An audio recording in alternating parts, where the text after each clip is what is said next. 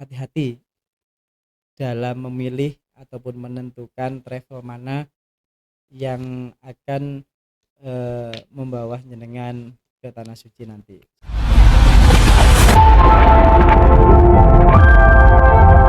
Bismillah, kita melangkah dengan doa dan cinta menuju tanah suci. Let's go, Assalamualaikum warahmatullahi wabarakatuh. Sobat catur semuanya, kembali lagi di Ruang Podcast Bahagia. Pada kesempatan kali ini Sobat Catur, kita sudah menghadirkan tamu yang super spesial. Beliau jauh-jauh dari Sidoarjo. Nah Sobat Catur, beliau sudah ada di depan saya. Langsung saja nih Sobat Catur, kita sambut beliau, Ustadz Muhammad Basyar S.Ikom. Assalamualaikum Ustadz. Waalaikumsalam warahmatullahi wabarakatuh. Gimana kabarnya Ustadz? Alhamdulillah, siang ini baik-baik saja, meskipun agak sedikit flu ya. Mohon maaf ini. Semoga lekas sembuh ya Ustadz ya. Amin. Tapi tetap ceria ini saya lihat gitu ya? Ustadz. Padahal jauh dari Sidoarjo ya Ustadz ya. Iya, apapun beban jangan diingat ya. Oh, Lupakan gitu. ya. Jadi kita harus ceria tiap hari gitu. Masya Allah, luar Iya. biasa sekali Ustadz Basyar ini. Biasanya akrab dipanggil apa ini Ustadz? Panggil aja Cak Basyar gitu. Cak Basyar gitu. Iya. Nah ini sesuai request nih Sobat Catur, kayaknya kita harus membiasakan Gus Basyar ini dipanggil Cak Basyar. Iya. Oke, biar lebih deket ya sama Sobat Catur. Iya. Baik Ustadz, sebelum masuk di topik nih Ustadz, mungkin boleh diperkenalkan terlebih dahulu kepada Sobat Catur yang di rumah. Silakan Ustadz. Baik. Assalamualaikum warahmatullahi wabarakatuh. Untuk teman-teman ataupun sahabat-sahabat catur yang ada dimanapun berada, saya Muhammad Basyar ataupun biasa dipanggil dengan Cak Basyar.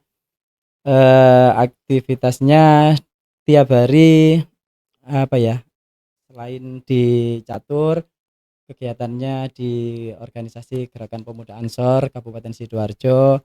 Kemudian ya paling sedikit-sedikit dengan teman-teman ngopi gitu aja sih kerjaannya, nggak ada kegiatan lain gitu. Yakin Ustadz nggak ada kegiatan lain?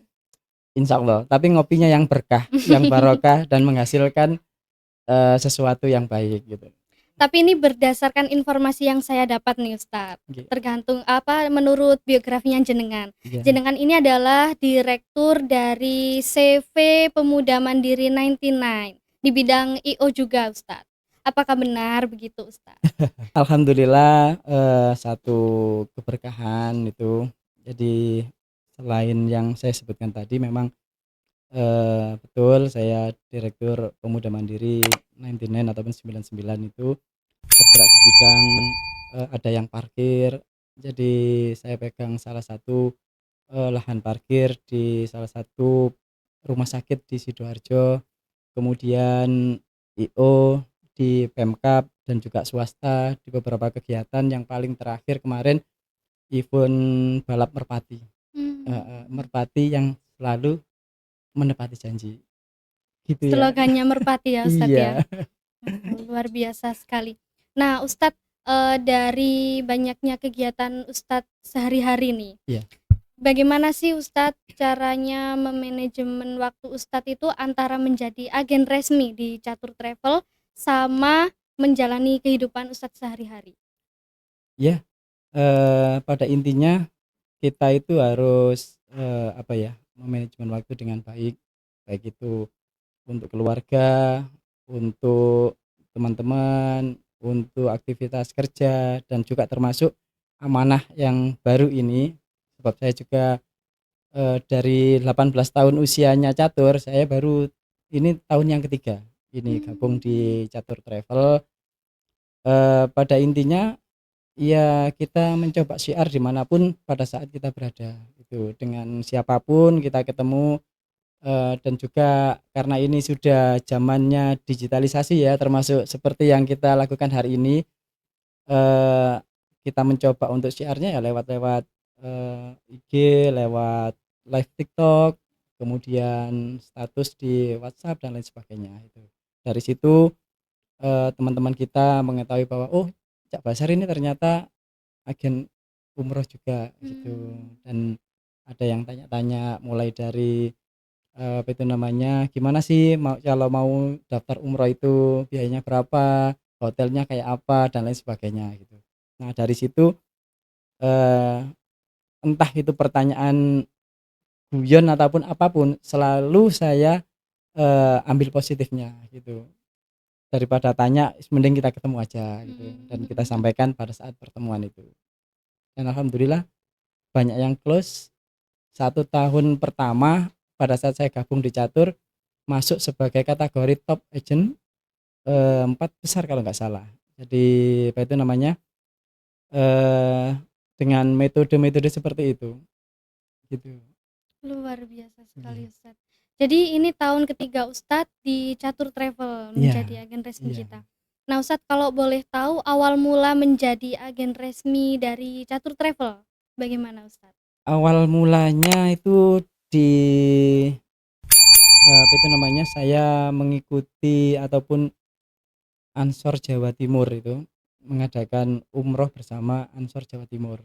Nah, di situ, saya gabung, ikut untuk menjadi jamaah, tapi sebelum itu, apa itu namanya, saya coba cari-cari referensi terkait dengan, eee, umroh yang amanah gitu. Nah, akhirnya ketemu itu sehingga gabung gitu. Nah, menurut Ustadz Besar sendiri ya, Iya kenapa memilih catur? Kan dari tadi, Ustadz sudah menjelaskan ngeriset dulu gitu ya iya Ustadz iya. ya, cari dulu perbandingan antara A, B, C. Nah, menurut Ustadz Besar itu yang lebih unggul di catur travel itu apa sih sehingga Ustadz Besar memilih catur travel sebagai perantara Ustadz Besar bersyiar? Iya, di catur itu kita semua itu dibimbing, kemudian didampingi untuk sampai dengan seperti hari ini. Kalau hari ini saya sudah punya kantor sendiri di Sidoarjo. Jadi, saya selalu dimotivasi itu terkait dengan, mulai belum kenal itu isinya catur untuk menjadi tour leader dan lain sebagainya, kita selalu diarahkan pada hal-hal yang itu.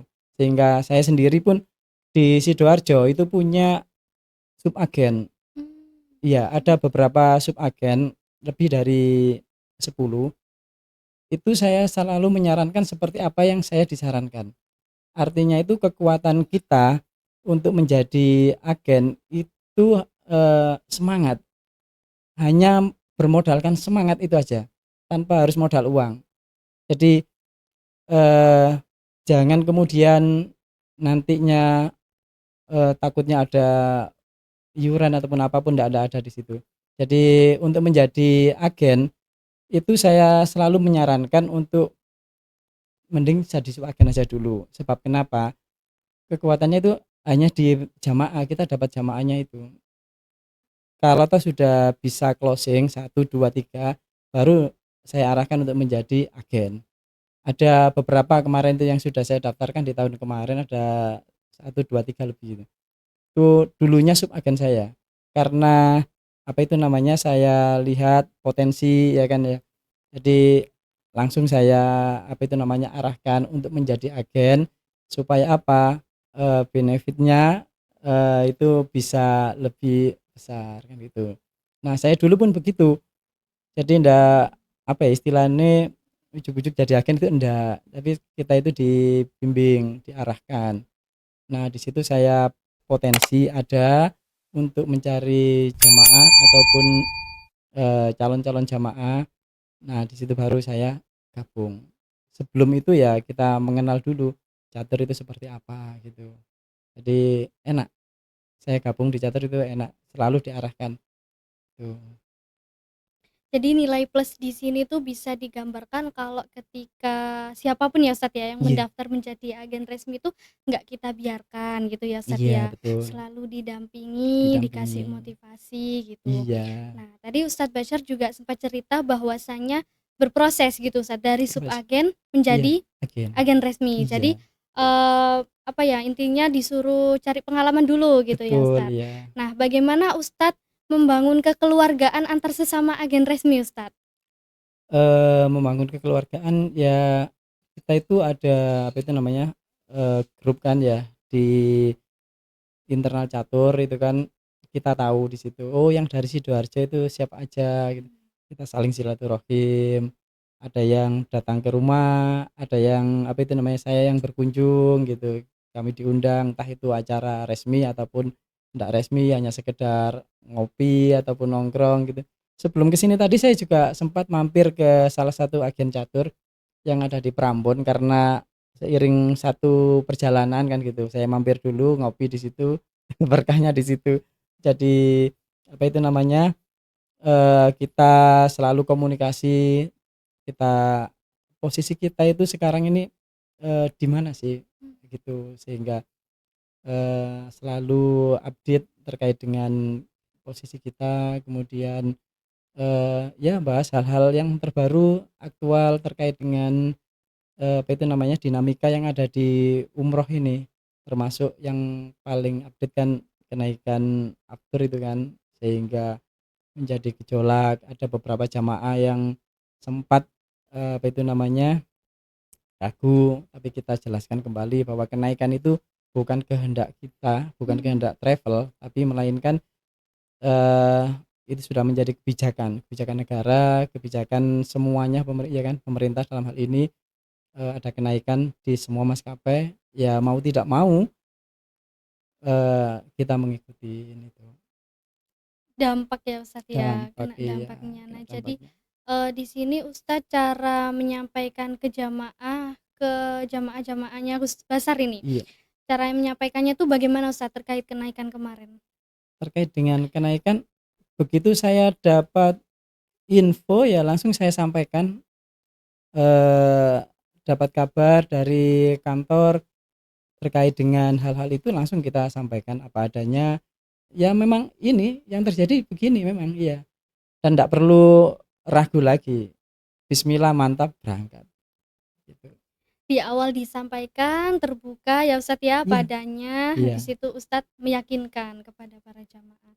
iya, Nah sepanjang Ustadz bersyiar ya Ustadz ya, iya, udah hampir 3 tahun ini, ada nggak sih Ustadz cerita-cerita dari para jamaah mungkin yang unik bagi Ustadz Basyar ini? iya, untuk cerita jamaah yang unik, apa ya, kebetulan kalau, dari awal kan saya itu memang aktifnya di organisasi, sehingga saya cara bersyiarnya itu pun nggak lepas dari peran organisasi. Kita bikin apa itu namanya, kegiatan, contoh waktu itu ada umroh bersama Ansor Sidoarjo, umroh bersama Pergunu. Kemudian, saya juga dekat dengan beberapa, teman-teman yang di Pemkab kan, sehingga saya dapat ketika Pemkab ada kegiatan yang berhadiahkan umroh, nah itu larinya ke kami gitu, konsultasinya kita kasih harga, dan alhamdulillah, ikut di catur travel Sidoarjo. Kemudian ada beberapa anggota DPRD Kabupaten Sidoarjo, itu juga gitu. Awal mulanya tanya-tanya, akhirnya, berangkat juga gitu. Setelah pulangnya baru dijelaskan bahwa, oh di catur itu selain harganya murah, ternyata pelayanannya luar biasa itu. Jadi mungkin di kalangan yang karena kalangan yang berada ini ya Ustadz ya, sehingga Gus Basar mungkin agak takjub gitu ya dari background beliau yang bisa dibilang cukup dikenal masyarakat, mungkin beberapa ya Ustadz ya, itu masih bisa menyempatkan untuk berangkat ibadah umroh gitu ya Ustadz. Betul ya. Luar biasa sekali. Nah Ustadz, terus habis itu Ustadz, kalau semisal Ustadz menjadi tour leader nih, kan Ustadz juga sudah tahun ketiga menjadi agen resmi kita ya. Iya, Itu ada pengalaman menjadi tour leader, sudah pernah ya Ustadz? iya, untuk tour leader ini awal mulanya itu, dari saya waktu ditelepon sama Pak Manajer Catur, Ustadz Haikal, kita ditunjuk menjadi, apa itu namanya, tour leader, satu keberkahan, dan waktu itu saya sempat menolak.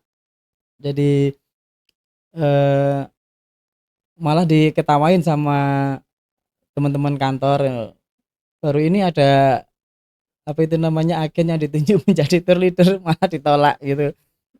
Eh, Bukan apa sih karena satu saya terjun di travel ini, misi saya itu hanya tidak ingin melihat orang-orang di sekitar kami itu ada yang terperangkap dengan istilahnya itu dengan kedok kebaikan. Jadi banyak sekali orang-orang di Sidoarjo itu daftar umroh tapi gagal berangkat. Nah itu saya hanya memperkecil ataupun mempersempit gerak mereka dengan saya buka agen di Sidoarjo. Tujuan awalnya kan di situ saya. Sehingga ketika ditunjuk menjadi tour leader saya enggak mau, awal mulanya di situ. Tapi kesan-kesannya ya untuk menjadi tour leader itu pengalaman yang paling ini saya pernah jamaah saya itu waktu pulang di imigrasi itu sakit dan enggak boleh pulang. Kemudian saya komunikasi dengan kantor, alhamdulillah di catur itu sudah luar biasa, artinya itu sampai dengan kemungkinan jamaah yang sakit sehingga tidak bisa diterbangkan kembali ke tanah air, harus nunggu sembuh dulu di sana, itu sudah berpengalaman. Bahkan yang waktu pertama itu juga ada yang sampai dengan meninggal dunia meskipun tidak satu bis dengan saya. Itu pun catur itu sudah siap dengan jaringan dan langkah-langkah yang di tanah suci sana. Itu jadi itu pengalaman saya yang pada saat menjadi tour leader, ada jamaah yang sakit, kebetulan itu jamaah saya dan saya waktu itu harus mendampingi sampai dengan sembuh. 4 hari kemudian setelah sembuh, dinyatakan dokter sembuh, baru kita terbang pulang gitu. Gitu. Jadi ternyata saya juga baru tahu nih Ustadz, mungkin Iya. sobat-sobat catur juga yang nyimak baru tahu bahwasanya kalau misal ada jamaah yang sakit dan Iya. tidak memungkinkan untuk terbang, Iya. itu masih diizinkan untuk ada yang mendampingi dari pihak Indonesia sendiri gitu ya Ustadz ya? Ya, semuanya itu nanti dibicarakan baik-baik dengan pihak kantor. Mhm. Semuanya itu jangan panik, jangan paniknya didulukan, kemudian apa itu namanya, malah membuat keluarga yang sakit ini apa ya, menjadi susah, menjadi bingung kan gitu. Ini harus bagaimana bagaimana kan gitu. Jadi yang sehat semuanya pulang, yang sakit tahan karena ini juga kebijakan dari imigrasi kan gitu. Karena tidak lolos cek kesehatannya ya sudah gitu. Jadi kita info ke pihak kantor dan juga beberapa teman-teman yang handling di Bandara Jeddah sana kan gitu. Akhirnya langkah-langkah yang diarahkan oleh pihak kantor ya kita laksanakan gitu. Subhanallah. Jadi pengalaman Gus Basar ini di awal jadi TL sudah lumayan gitu ya Ustadz ya. Lumayan ya. Lumayan langsung menangani jamaah sakit gitu ya Iya. Ustadz ya. Nah, menarik sekali ini ceritanya. Nah, ketika Gus Basar menghandle jamaah yang begitu banyaknya nih Ustadz. Iya. Kadang kan yang namanya jamaah kan nggak hanya mungkin awalnya Gus Basar menerima jamaah kebanyakan dari Sidoarjo. Iya. Tapi pas jadi TL mungkin dari daerah mana aja gitu ya Ustadz ya. Iya, betul. Nah, ada maksudnya Ustadz menangani para jamaah yang berbeda karakter itu bagaimana Ustadz?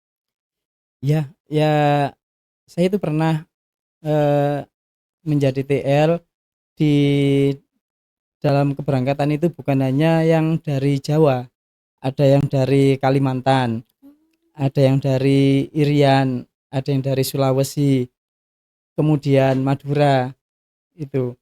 Yang namanya orang banyak, apa itu namanya, usianya pun macam-macam gitu. Ada yang masih balita, kemudian sampai dengan lansia itu ya. Ketika ketemu dengan yang lansia-lansia ini yang menjadi apa ya, perhatian khusus gitu. Jadi kalau yang balita ini kan otomatis dengan orang tuanya. Nah, sementara yang lansia-lansia ini Ini biasanya ada yang didampingi sama keluarga, ada yang tidak. Nah, kalau yang tidak itu pun apa ya, enggak punya handphone. Hari gini nggak punya handphone kan. Tapi ya tetap apa itu namanya, ini menjadi prioritas kami dari sisi pengawasan dan lain sebagainya.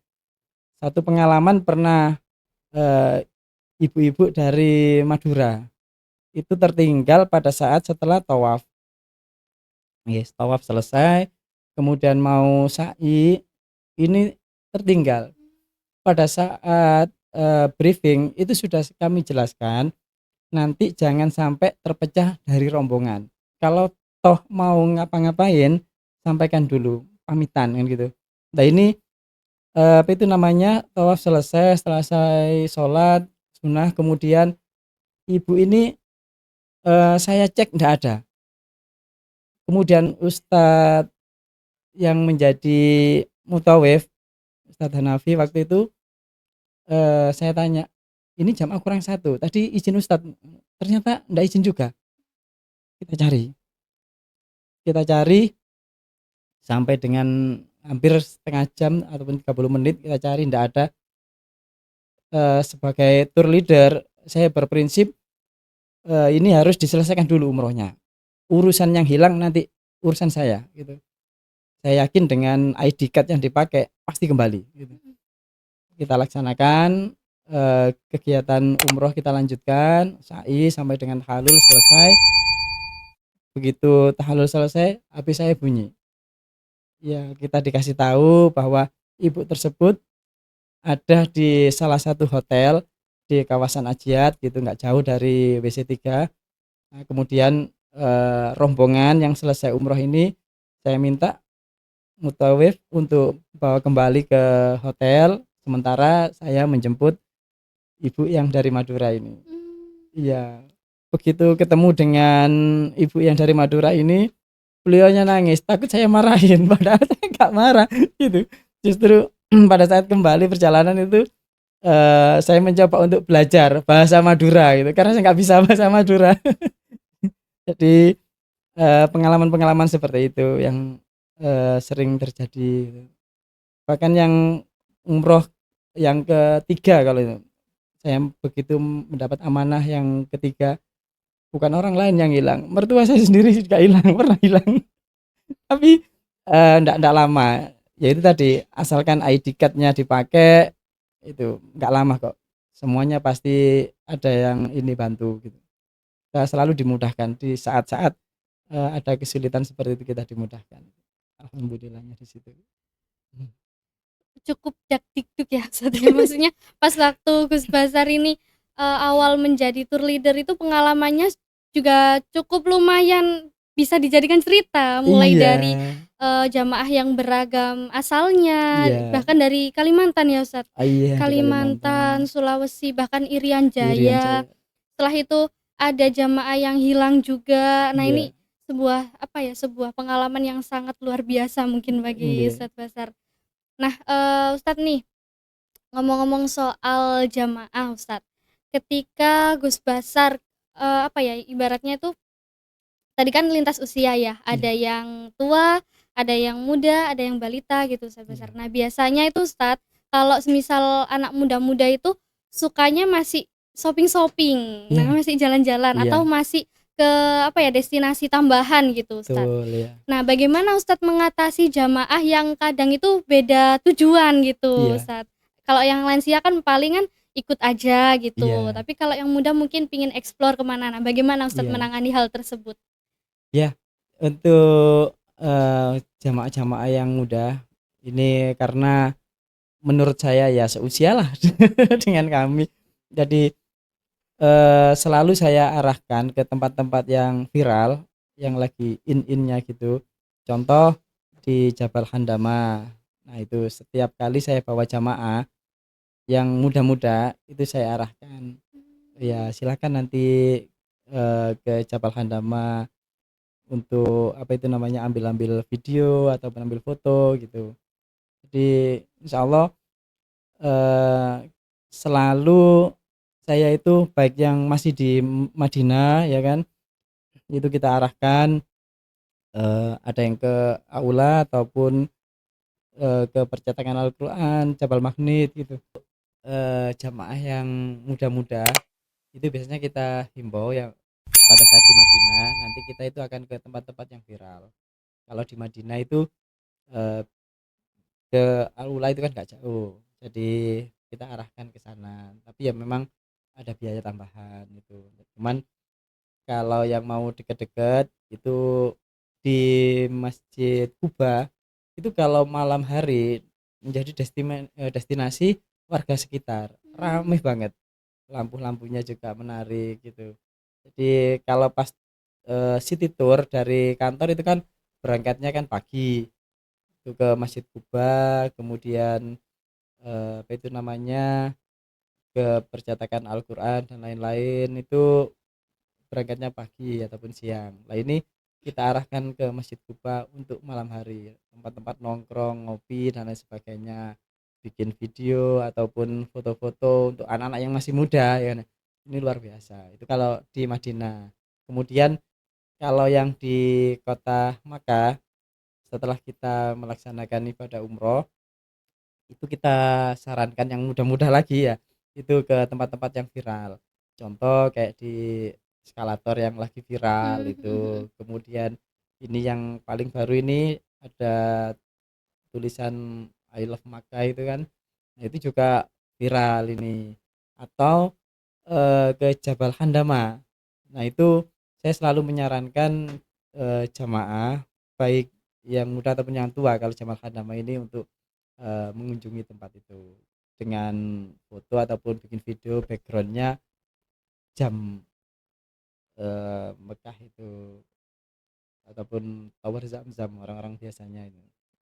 Luar biasa. Gitu. Jadi Nggih. berlaku penawaran ya Ustadz ya. Jadi Iya. siapa yang mampu, maksudnya itu dalam artian kan yang lansia kadang kan udah nggak kuat gitu ya Nggih, Ustadz ya. nggih. Jadi yang muda-muda monggo barangkali mau ke sini gitu. Jadi Iya, betul. Gus Basyar ini juga apa ya istilahnya mengikuti nalurinya anak muda mungkin ya, bisa dibilang Iya. seperti itu. Luar Iya. biasa sekali. Nah Ustadz, mungkin sebelum topik ini berakhir nih Ustadz, karena Nggih. memang sudah di penghujung waktu, barangkali ada yang ingin disampaikan kepada Sobat Catur semuanya Ustadz terkait pesan dari jenengan untuk jamaah-jamaah. Monggo. Iya. Untuk pesan saya pada semua sahabat catur, yang pertama itu hati-hati dalam memilih ataupun menentukan travel mana yang akan membawa jenengan ke tanah suci nanti. Sebab sampai dengan hari ini banyak sekali penipuan-penipuan umroh yang berkedok harga murah gitu.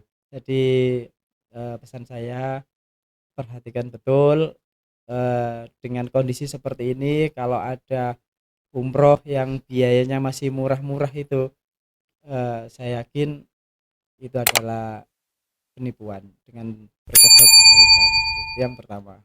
Kemudian yang paling akhir untuk sahabat-sahabat catur, kalau sudah menentukan niat mantap, sudah laksanakan, pasti biaya yang kita keluarkan ketika kita melaksanakan umroh itu kembali, karena saya sudah membuktikan beberapa jamaah yang berangkat sama saya, uang yang dikeluarkan pada saat dia umroh kemarin semuanya sudah kembali. Itu aja sih. Luar biasa sekali, semoga pesan dari Gus Basar bermanfaat bagi kita semua, tentunya Sobat Catur yang lagi nonton. Nggih. Baik Ustadz, kalau semisal mau ke Ustadz nih, ke kantor Ustadz mau Nggih. sharing, konsultasi, itu di mana Ustadz boleh disampaikan dan juga nomor telepon yang bisa dihubungi. Oke. Untuk kantor kami ada di Desa Randegan, RT 3 RW 1, persis timurnya Balai Desa Randegan, Tanggulangin, Sidoarjo. Nomor yang bisa dihubungi 081 2350 60 111, atau bisa langsung ya tanpa harus kontak-kontakan. Tiap hari saya di rumah. Saya tunggu. Monggo teman-teman Sobat Catur yang ada di Tanggulangin Sidoarjo dan sekitarnya, atau dimanapun Anda berada, mau sharing, komunikasi, tanya-tanya, konsultasi ya Ustadz, langsung aja ke alamat Ustadz Bashar yang tadi di-spill-kan. Terima kasih ya Ustadz atas Sami-sami. waktunya. Sami-sami. Banyak juga cerita yang sudah disampaikan. Semoga bermanfaat semuanya Amin, Ustadz. Terima amin, kasih amin. sudah berkesempatan hadir di Iya. sini berkenan. Saya juga berterima kasih atas undangannya. Mohon maaf baru bisa sempat ini. Luar biasa sekali, tidak apa-apa Ustadz. Kita juga Iya. terima kasih banyak. Semoga lekas pulih ya Ustadz ya. Amin, Sebelum amin. closing salam nih Ustadz, bisa tagline terlebih dahulu. Biar lebih semangat Sobat Catur Travelnya. Siap. Catur Travel, umroh, keluarga bahagia. Haji bersama yang tercinta. Bersama Catur pasti berangkat. Saya Yuyun, terima kasih Sobat Catur dengan Gus Basar juga. Wassalamualaikum warahmatullahi wabarakatuh.